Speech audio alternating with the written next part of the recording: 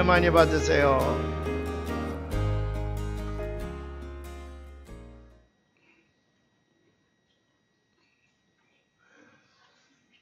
요즘에는 이제 SNS 그 스마트폰이 있어서 그쪽으로 카카오톡이나 또는 메시지를 통해서 크리스마스 카드도 다 그걸로 주고받고 인사도 그걸로 주고받고 그래서 편지도 요즘엔 잘 안 하는 것 같고 전부 핸드폰만 하나 있으면 다 해결이 되어지는데 하루에도 저한테 몇 건씩 이제 그런 좋은 글들이 또는 사진들이 카카오톡이나 메시지를 통해서 제게 전달되어지곤 합니다. 근데 지난 주간에 어떤 분이 저에게 한 메시지를 통해서 좋은 얘기를 보내줬는데 굉장히 제게 감동이 됐습니다. 그래서 여러분들에게 소개해 드리려고 하는데 미국 중부지방에 있는 미조리주에서 일어났던 일이랍니다. 미조리주. 이제 미국은 양쪽 동해안, 뉴욕과 보스턴 이쪽으로는 동해안과 그 다음에 로스앤젤레스, 샌프란시스코 이렇게 해서 서해안 이거를 도시라 그러고 안으로 들어갈수록 시골이라 그러거든요. 이 미조리는 제 가운데가 있기 때문에 굉장히 시골이지요. 그래도 미국은 이 시골이나 도시나 생활 격차가 별로 없습니다. 거의 비슷하기 때문에 시골에 사는 게 훨씬 좋아요. 정감도 넘치고 거기가 곧 미국의 그 문화, 미국의 전통 거기서 맛볼 수가 있습니다. 도시로 나가면 맨 동성애자들 천지고 범죄자들 천지고 그래서 그냥 쉴 수가 없어요. 도시는 참 살기가 각박한데 안쪽으로 들어가면 시골 사람들이 굉장히 정감이 넘치고 그리고 신앙들이 참 깊습니다. 우리 교회 권승달 신문실 장로님대분의 아들 우리 권충호 목사님 우리 교회에서 잘 자란 정말 모범 청년 제가 존경하는 목사님인데 지금 백인교회를 미조리에서 맡아가지고 잘 지금 목회를 하고 있어서 얼마나 자랑스러운지 몰라요. 그런 시골 동네에서 일어난 사건인가 봐요. 근데 그건 미용실이 하나 있었는데 그 동네에 어느 날 갑자기 사람들이 몰려와서 머리를 삭발해달라. 그래서 이 미용사는 이상했답니다. 도대체 머리를 왜 삭발을 하는가 봤더니 자기 동네에 있는 교회에서 그런 일이 벌어진 거예요.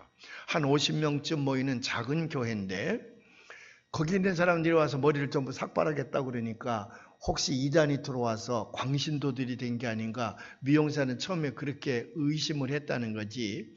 근데 나중에 그 교인에게 물어보니까 감동적인 숨은 얘기가 거기 깃들어 있었습니다. 그 교회 여학생 하나가 중학교에 다니는 여학생 하나가 있었는데 암 진단을 받고 수술을 하고 키모테라피 같은 걸 받으니까 머리가 다 빠진 모양이에요. 그러니까 이 아이가 창피하고 부끄러우니까 교회를 나오지 못합니다. 엄마가 데려가려고 해도 창피하다고 못 나가고 그러니까 목사님이 신방을 가신 모양입니다. 가서 보니까 머리가 다 빠지고 그런 상태에서 모자를 쓰고 있으니까 여학생이니까 부끄럽기도 하고 창피하기도 하고 그런 교회를 못 나오고 있다는 것을 알게 됐습니다.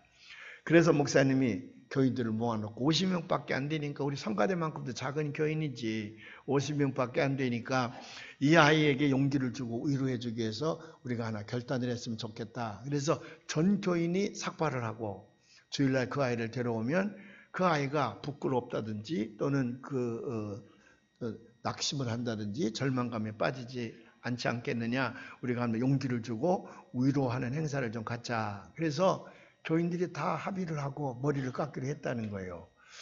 우리 교회도 사랑이 넘치는 교회니까 앞으로 그런 일이 있으면 다 머리를 깎게 되는 줄로 믿습니다.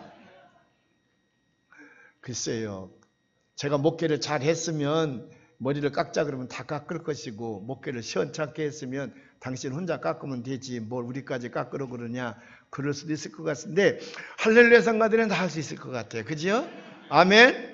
네, 한번 해보려고 그럽니다. 언제 그런 일이 벌어지면 할렐루야 성가만이라도 머리를 다 깎고 이제 그 학생에게 그런 학생에게 용기를 주는 일이 일어날 줄로 믿습니다. 이 아이가 이제 주일날 어머니 안대를 받아서 어머니가 자꾸 가자 그러니까 간 모양이에요. 근데 그날은 전 교인이 머리를 삭발하고 오는 날이잖아요. 미용사가 그 얘기를 듣고 너무 감명을 받아서 지방에 있는 그 작은 방송국에다 연락을 한 모양입니다. 이런 일이 있다고. 그러니까 방송국 기자가 취재를 나왔겠지. 보니까 전 교인이 머리를 깎고 있다는 말이에요. 아이가 조금 늦게 도착을 했는데 아이가 교회 안에 딱 들어서는 순간에 전 교인이 머리를 깎고 있거든. 아이가 얼마나 충격적이고 또 얼마나 당황스럽고 또 한쪽으로는 얼마나 고마운 마음이 들겠습니까? 모자를 벗을까 쓸까 벗을까 쓸까 그러다가 모자를 벗고 이제 감격의 눈물을 흘리게 되는 거지요. 그 모습을 그 기자가 그 동네 전체 사람들에게 방송을 한 거예요. TV로. 그 동네 사람들이 그 모습을 지켜보면서 얼마나 감동을 받았겠습니까? 근데 그 기자가 이렇게 멘트를 했다는 거예요. 나는 크리스찬은 아니다. 그러나 내가 만일 교회를 나간다면 난 이런 교회를 다니고 싶다. 여러분은 어떻습니까? 그런 교회 다니고 싶습니까? 예, 그럴 줄로 믿습니다. 참 좋은 교회예요. 또 미국의 어느 마을에선 이런 일이 벌어졌다는 거예요. 부인이 이제 진단을 했더니 뇌암, 뇌종양인데 아주 깊은 곳에 암덩어리가 자리 잡고 있어서 수술을 해도 99% 살 가능성이 없습니다. 그래도 집도를 안 하면 곧 그 사람이 죽게 될 거니까 의사는 수술을 했으면 좋겠다. 부부가 그런 진단을 받고 집에 와서 근심에 쌓여 있습니다. 부인은 하나님에게 분노하는 거예요. 내가 남을 해친 적도 없고 내가 신앙생활도 잘 해왔는데 하나님은 왜 이 모진 시련을 내게 주는 것일까? 너무 마음 아파합니다. 그 남편이 잘 위로를 해서 마침내 수술을 받기로 결단을 내리는 거예요. 99%니까 거의 그게 마지막 순간이지요. 뭐 1%의 가능성밖에 없는 건데 그때 이 남편이 도저히 혼자 그 짐을 지고 갈 수가 없어서 그 마을 사람들이 다 한 교회 다니니까 자기 가까운 교회에게 전화를 걸어서 내가 이렇게 무거운 짐을 지고 있는데 좀 나와 우리 아내를 위해서 기도해 줄 수 없겠느냐 부탁을 했습니다. 그래서 수술을 받는 날 나와서 차를 타고 붕 떠나는데 온 동네 사람들이 길거리로 나와서 손을 흔들어가며 걱정하지 말라고 우리가 기도했다고 두려워하지 말라고 우리가 기다리고 있을 테니까 수술 잘 받고 오라고. 동네 사람들이 다 나와 같은 교회 교인들이죠. 손을 흔들고 있으니까 이 환자는 얼마나 감명을 받았겠습니까? 그래서 용기 백배하고 수술을 잘 마치고 돌아왔다는 얘기도 있습니다. 이렇게 우리가 누가 따뜻한 마음으로 우리가 위로하고 격려하게 될 때에 사람을 살려낼 수가 있습니다. 오늘 우리 교회가 그런 교회가 되기를 주의 이름으로 축원을 합니다. 오늘 현대를 살아가는 많은 사람들은 누구나 다 누군가로부터 위로를 받고 싶어 합니다. 우리가 사는 이 세상이 그렇게 만만한 세상이 아니거든요. 녹록한 세상이 아니거든요. 때로는 힘들고 어려울 때가 많이 있습니다. 알 수 없는 이유로 내가 시련과 환난과 고통 가운데 처할 때가 많이 있습니다. 그때 누군가가 나에게 좀 위로를 해줬으면 좋겠는데 그런 위로를 갈망할 때가 우리에게 많이 있습니다. 어쩌면 여기 앉아있는 분들 가운데도 그런 위로가 필요한 분이 있을 겁니다. 지금도 절실하게 누군가 날 좀 위로해 주었으면 하는 그런 마음을 가지고 오늘 예배 드리는 분들이 있을 것입니다. 제가 말하기는 오늘 우리가 말씀을 나누면서 하나님의 진정한 위로가 여러분들에게 함께 하시기를 주님의 이름으로 축원을 합니다. 그런 분들은 주님 앞에 모든 것을 내어놓고 주님께 의탁하십시오. 우리 주님은 위로의 하나님이십니다. 우리 주님은 틀림없이 여러분들의 심령을 다 내놓고 위로받기를 원하게 될 때에 우리 하나님께서는 아무 이유 없이 조건 없이 여러분들을 진심으로 위로해 주실 줄로 믿습니다. 그 위로를 받으시는 여러분들이 되시기를 주님의 이름으로 축원을 합니다. 그래서 우리는 찬송하는 거 아니겠습니까? 예수 누구신고 하니 우는 자의 위로와 없는 자의 풍성이며 천한 자의 높음과 잡힌 자의 노임 되고 우리 기쁨 되시네. 예수님은 누구신가?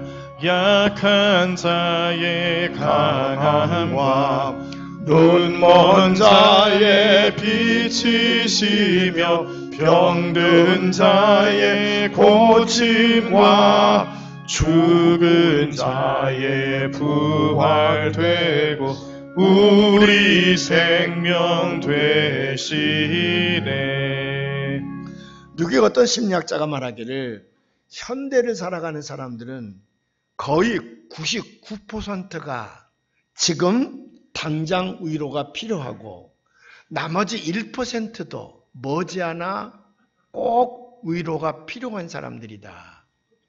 그게 무슨 말이에요? 이 땅에 살고 있는 모든 사람들은 누군가로부터 위로받지 아니하고는 그의 생명력을 이어가기가 그만큼 힘이 들다고 하는 얘기거든요. 그러나 누군가로부터 위로를 받게 되면 그는 자기 인생이 무너질 수밖에 없는 상황이지만은 다시 일어설 수 있는 용기도 생기고 힘도 생겨서 그 인생을 다시 시작하게 되는 줄로 믿습니다. 거기에다가 우리 주님을 만나서 주님의 위로하심을 받는다 그러면 그는 그의 운명을 바꿔가게 될 줄로 믿습니다. 제가 지난 한 주간 동안에 저 동대문 경동시장인가요? 그쪽에 있는 작은 교회에서 부흥회를 인도를 했습니다. 아주 작은 교회에서 부흥회를 인도했는데 한 100명에서 150명쯤 모이는 교회인데 부흥회는 그저 한 70명, 80명쯤 나왔습니다. 36, 7년쯤 되는 교회인데 제가 그 교회에 가서 부흥회를 인도하면서 얼마나 감격을 받았는지 몰라요. 감동을 냈는지 몰라요. 누구로부터 그렇게 감동을 받았냐면 강사를 대접하는 분들 때문에 너무 감명을 받은 거예요. 우리 교회는 보통 외부에서 강사님이 오시면 장로님들이 주로 대접을 하지요. 그리고 특별히 이제 누가 대접을 했으면 좋겠다 그러면 그분이 대접을 하도록 하는데 대개는 여유가 있는 분들이 대접을 하는 경우가 많이 있습니다.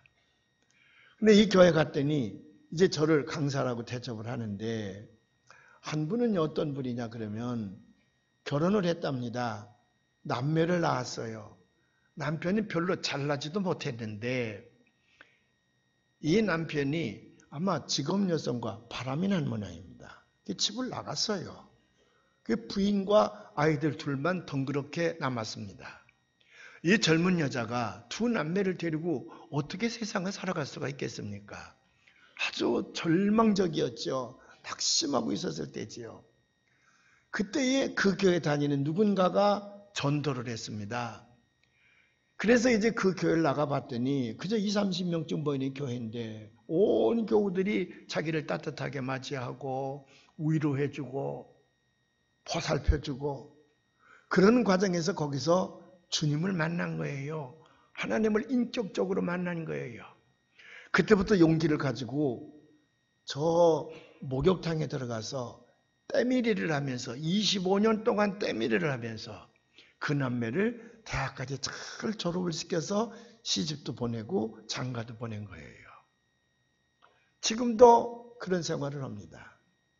근데 이분이 이제 강사를 대접하겠다고 나선 겁니다. 아마도 저에 대한 소문이 난 모양이에요. 제가 하도 부흥회를 많이 인도하러 다니니까 지금까지 부흥회 인도한 숫자가 1000번도 넘어요. 놀래지도 않아 남의 일이라고. 그러니까 이제 김영원 목사가 어떤 사람이라는 걸 대개는 다 아는 모양. 그러니까 제가 부흥회 가기 전에 미리 이번에는 이런 강사님이 오십니다. 강사님을 위해서 기도합시다. 아마 그렇게 교인들에게 소개를 했겠지요. 제가 가면 제가 여러분들에게 지난 몇 주간 동안 광고 말씀드린 대로 김영원 목사님은 그런 분입니다. 제 앞에서는 또 광고를 안 해요. 아마 저 시골에서 충청도 시골에서 무지무지하게 가난한 집에서 자랐는데 예수 믿고 팔자 고친 사람이라고 아마 그렇게 광고를 하는 모양이에요. 제 앞에서는 그런 광고를 안 하는데 그러니까 생활에 여유가 있는 사람보다는 그런 분들이 강사를 대접하기로 나선 모양입니다. 전 잘 듣진 않았지만 아니 제가 첫날 가서 둘째 날 셋째 날 밥을 먹는데 전부 비싼 음식점으로 가서 비싼 음식을 시킨단 말이에요. 그래서 저는 여유가 있는 분이니까 뭐 힘껏 대접을 하는구나 죽게 하듯 그렇게 생각을 하고 갔는데 그 대접하는 분을 그렇게 소개를 하니까 가슴이 막 떨리는 거예요.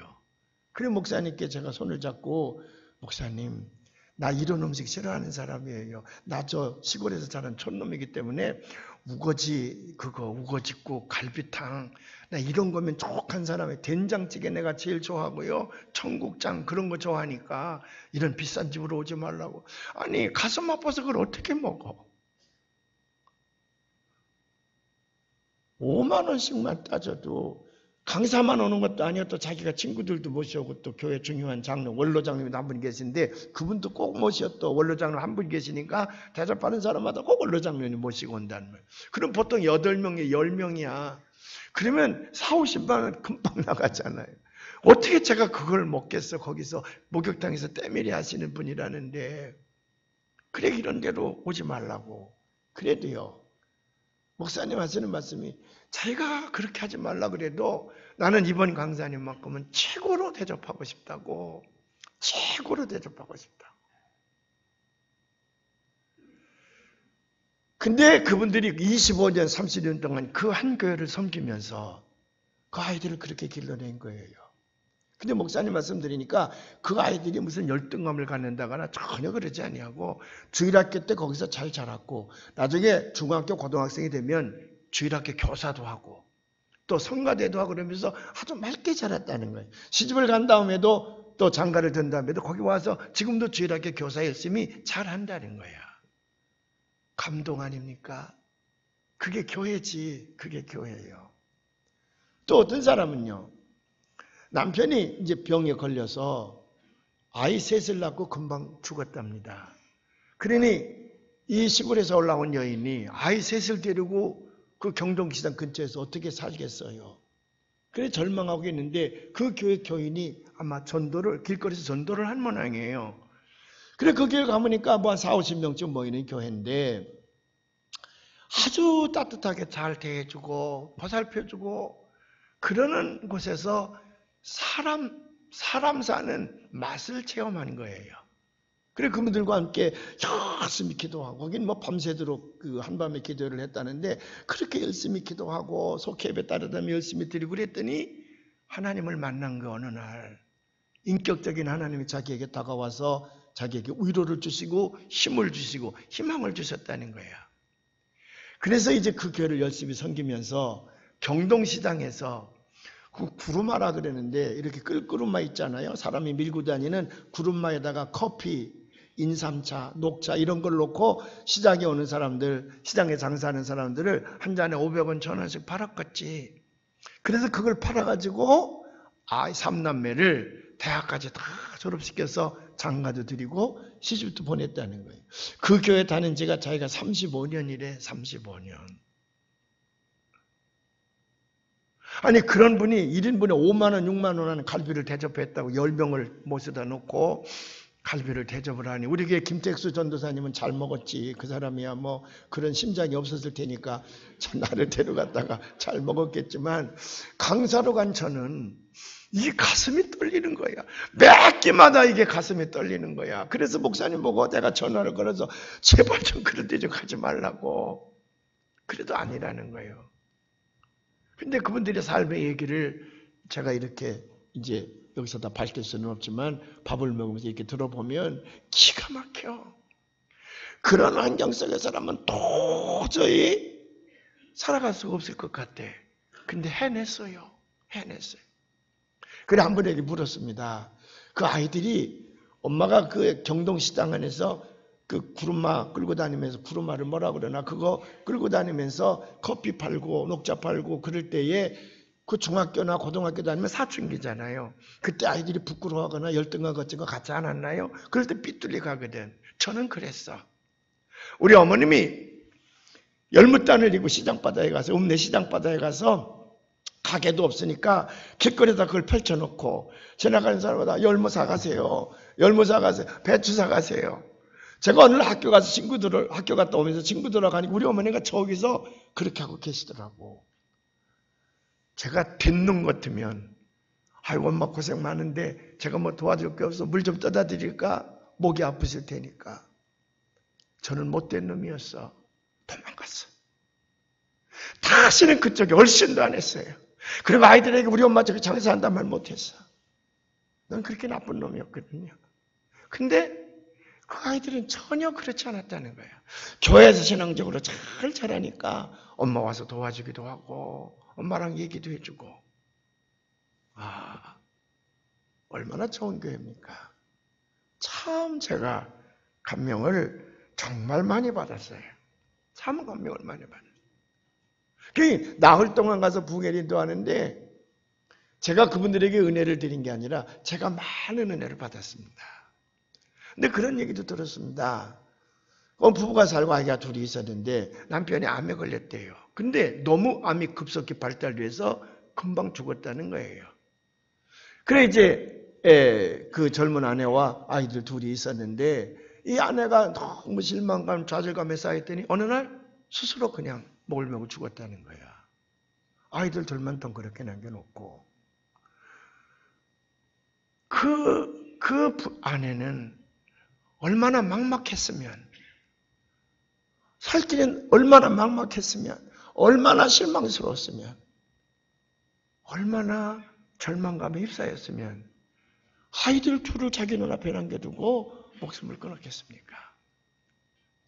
그때 누군가가 찾아가서 주님의 말씀으로 위로하고 그에게 격려하고 희망을 주었더라면 그도 역시 다른 사람들처럼 그렇게 용기를 가지고 잘 살 수 있었을 것인데 우리 주변에는 그런 사람들이 너무 많습니다. 지난 1월 21일에는 저 전라남도 광주에서 한 남편이 자기 아내도 죽이고 초등학교, 중학교 다니는 자기 아들과 딸도 죽였습니다. 아마 자다가 죽임을 당한 모양이에요. 그 딸아이는 인형을 안고 있은 채 죽었다니까요. 그리고 자기는 아파트에서 떨어져서 자살을 했습니다. 한 가족이 다 죽었어. 남편이 다 죽이고 자기도 죽었어요. 얼마나 막막했으면 남편이 그런 일을 저질렀겠습니까? 그에게 다가온 절망감이 얼마나 컸으면요. 근데 1월 20일 전후로 해서 이런 잔인한 사건이, 노대 사건이 거포 일어났습니다. 제가 그 뉴스에서 그걸 보고 신문에서 그걸 읽으면서 어찌 우리가 사는 사회 속에서 이렇게 끔찍한 일들이 계속해서 일어날 수가 있을까? 사랑하는 여러분, 혹시 여러분 가운데도 그런 절망감이 있습니까? 그때에 주님 앞에 나오셔서 다 내려놓고 주님 앞에 의탁하십시오. 우리를 창조하셔서 이 땅에 보내신 우리 하나님은 우리를 그냥 내버려 두지 않습니다. 반드시 우리를 위로해 주시고 새로운 길을 열어주시는 줄로 믿습니다. 또 그렇게 하나님을 만나고 신앙생활 하시는 여러분들이요, 우리 사랑하는 병교 교우들이요, 눈을 부릅뜨고 우리 주변에 혹시 그런 사람이 없는가? 내 말 한마디로 그에게 진정 위로를 받을 만한 사람이 없는가? 내가 한번 손을 들어서 한번 찾아갔을 때에 생명을 살려내야 될 만한 그런 사람은 없었던가? 눈을 부릅뜨고 찾아 나서야 됩니다. 그래서 그들을 위로하고 그들의 생명을 살리는 길로 인도해야 될 줄로 믿습니다. 우리가 사는 이 세상은 진정으로 위로가 필요한 사람들이 너무 많습니다.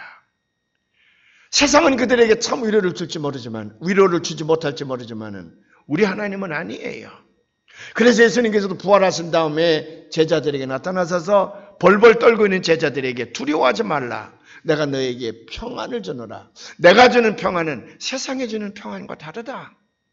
내가 주는 평안은 세상에 주는 평안과 다르다는 거예요.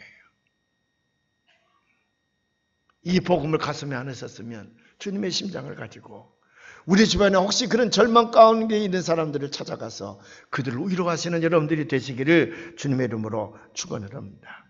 오늘 이사야 41장 1절에 보니까 내 백성을 위로하라, 내 백성을 위로하라. Comfort my people. 내 백성을 위로하라 그래요. 근데 우리가 가끔 그런 생각을 하죠. 나 같은 게 가서 무슨 위로가 될까? 내가 무슨 능력이 있다고, 내가 무슨 힘이 있다고, 내가 뭐 가진 게 있다고. 과연 그런 사람들이 찾아가서 힘이 될까? 혹시 그렇게 의심하거나 자기를 낮추어 생각하는 경우가 많이 있어요. 아니에요. 내가 하는 거 아닙니다.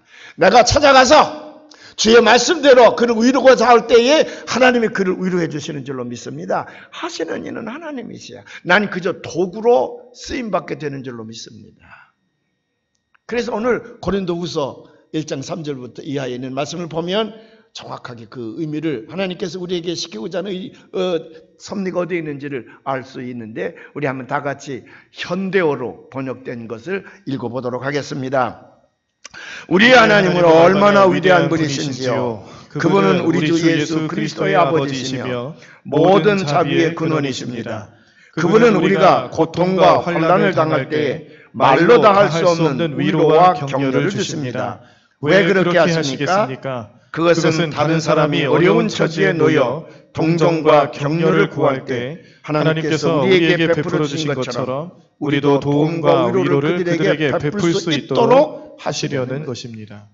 우리는 그냥 쓰임만 받는 거지, 우리가 찾아가면, 우리가 손을 내밀면 나머지는 누가 하시느냐 그러면 우리 성령께서 하시는 줄로 믿습니다. 다만 우리의 마음의 결단이지요. 마음의 결단이지요. 하나님 우리를 어떻게 위로하시는가? 첫 번째로는요, 하나님은 우리가 무슨 죄를 지었든, 무슨 잘못을 저질렀든, 어떤 실패와 실수를 했든 간에 하나님은 미리 다 용서하심으로 우리를 위로하십니다. 용서하시는 하나님의 사랑, 그것이 우리를 진정 용서하거든요. 우리를 위로하거든요. 여러분들이 잘 아는 대로 요한복음 8장에 보면 간음중에 잡힌 여인이 바리새인들과 사두개인들의 손에 붙들려 오지 않습니까? 율법 법대로 하면 그는 돌에 맞아 죽어야 될 여인입니다. 그리고 바리새인들과 사두개인들의 말대로 법대로 하면 그들은 그를 돌로 쳐 죽여야 됩니다. 법. 가끔 가다가 법이요. 법이 이렇게 안 돼 있는데 법대로 합시다. 교회 안에서도 그럴 때가 많아. 그럴 때마다 저는 가슴이 서늘해요. 법을 가지고 사람을 죽이자는 얘기인가? 법을 가지고 사람을 꺾어내리자는 얘기인가? 그 법이 왜 필요한데? 법은 사람을 살리기 위해서 필요한 것인데 그 그 법을 주장하는 사람들 보면 심령이 메말라요. 늘 정이 없어. 훈훈한 정이 없고 밤낮 잣대를 가지고 남을 비판하고 남을 심판하고 남을 정죄하고 그런데 신경이 곤두서 있지. 불행한 사람입니다. 예수님은 그 법을 비켜가시는 방법을 가르쳐 주셨습니다. 그래, 법대로 하면 돌에 맞아 죽어. 너희들도 돌에 쳐 죽일 권리가 있어. 그런데 그 법대로 하면 죽을 여인이니까 법대로 볼 때에 죄 없는 자가 먼저 치라. 죄 없는 자가. 그럴 때에 그 당시 사람들은 다 돌을 놓고 양심의 가책을 받아서 갔다 그랬어. 근데 지금 그렇게 하면 안 된다는 거예요. 지금 죄 없는 자가 먼저 돌로 치라 그러면 제일 많은 놈이 자기 죄를 감추기 위해서 지가 먼저 친다는 거예요. 그래서 예수님께서 오시면 지금은 그렇게는 말씀하시지 않을 거라는 거예요. 요즘에 그만큼 세대가 악해졌다는 거지. 그저 조금만 얼마 있으면 남을 그저 정죄하고 비난하고 심판하고 그래서 그 공동체의 분위기를 막 흐려가려고 그럽니다. 그 사람들은 참 불쌍한 사람, 메마른 사람들이야. 예수님께서 뭐라고 말씀하십니까? 나도 너를 정죄하지 않으리니 가서 다시는 죄 짓지 말고 다시 인생을 시작하라는 거 아니야. 다시 인생을 시작하라고. 누가복음 15장을 보면 둘째 아들이 아버지의 재산을 분배받아서 도시에 나가서 다 탐진해버리고 말죠. 여러 번 제가 말씀드립니다만은 이 세상에서 제일 불효막심한 놈들이 누구냐 그러면 지가 번 재산이 아니고 부모의 재산인데 그걸 무슨 당당한 권리를 가지고 나한테 유산으로 달라는 거지. 저도 가서 그렇게 벌어야 되는데 벌 생각을 안 하고요. 그래서 그 아버지 어머니 돈을 가져가면 뭐하나? 지가 번 돈이 아니니까 그 돈이 아주 쉽게 쓰이지.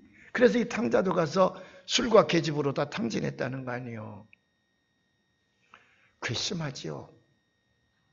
호적에서 그런 자는 이름을 파버려야 된다고.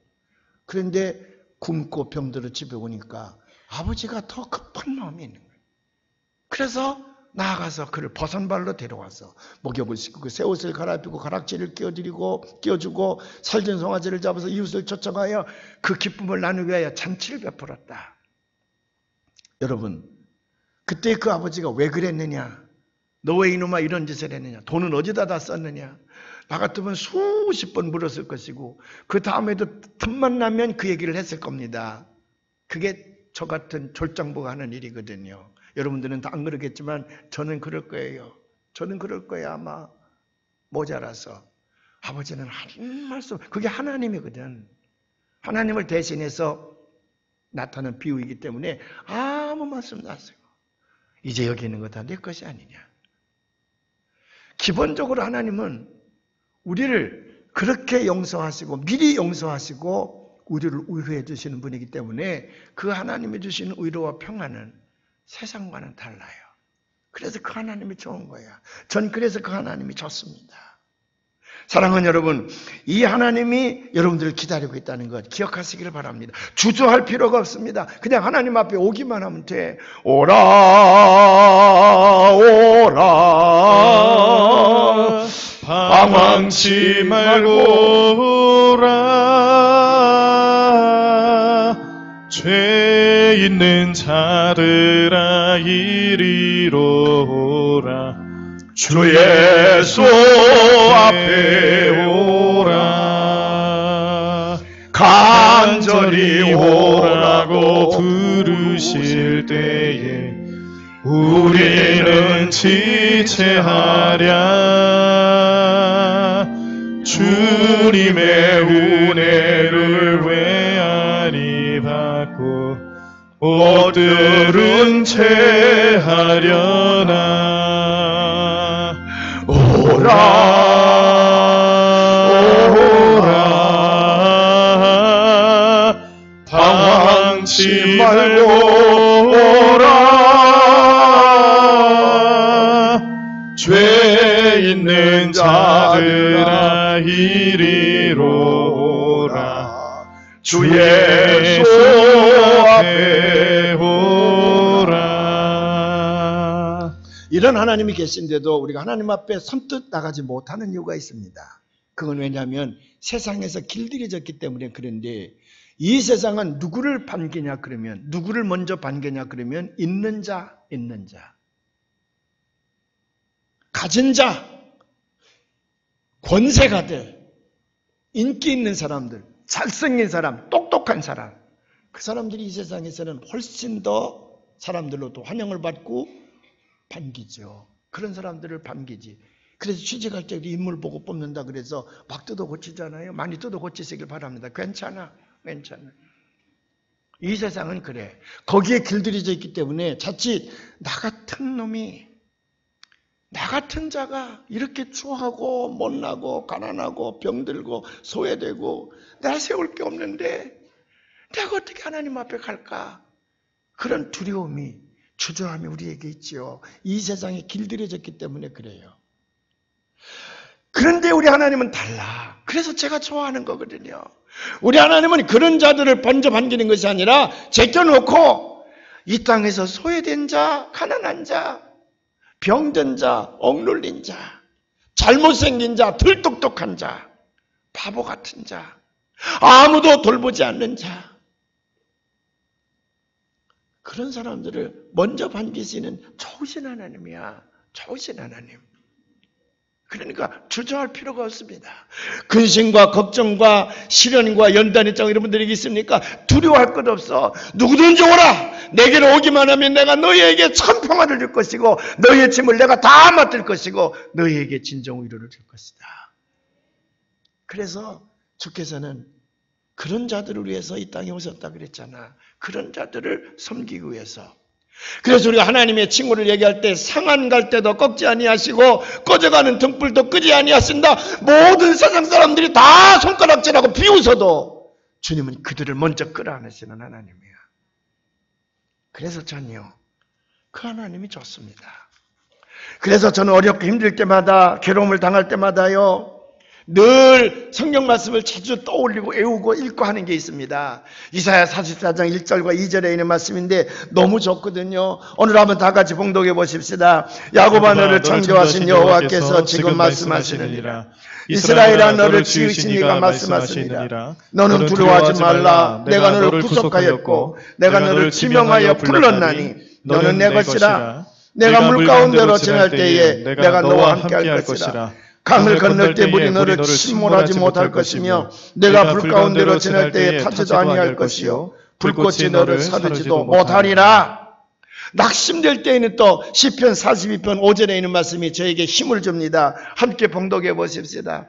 내 영혼아 내가 어찌하여 낭망하며 어찌하여 내 속에서 불안하여 하는고 너는 하나님을 바라라. 그 얼굴에 도우심을 인하여 내가 오히려 찬송하리로다. 우리가 잘 아는 이사야 41장 10절의 말씀도 얼마나 우리로 위로하고 힘을 주시는 말씀인지 몰라요. 그게 영적으로 들려오게 될 때에 여러분들 깊은 마음까지도 터치하셔서 위로해 주시는 줄로 믿습니다. 우리 함께 봉독을 해봐요. 두려워 말라, 내가 너와 함께 함이니라. 놀라지 말라, 나는 네 하나님이 됨이니라. 내가 너를 굳세게 하리라. 참으로 너를 도와주리라. 참으로 나의 의로운 오른손으로 너를 붙들리라.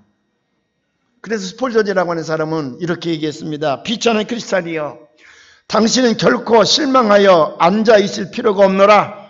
위로의 주님께 가서 그 주님 앞에 위로를 구하라. 당신은 마른 우물이다. 펌프가 말라 있을 때는 먼저 물을 길어 넣으라. 그리하면 물을 길어낼 수 있는 것처럼 주님 앞에 나가 위탁하면 주께서 충분히 위로의 은혜를 내려줄 것이다.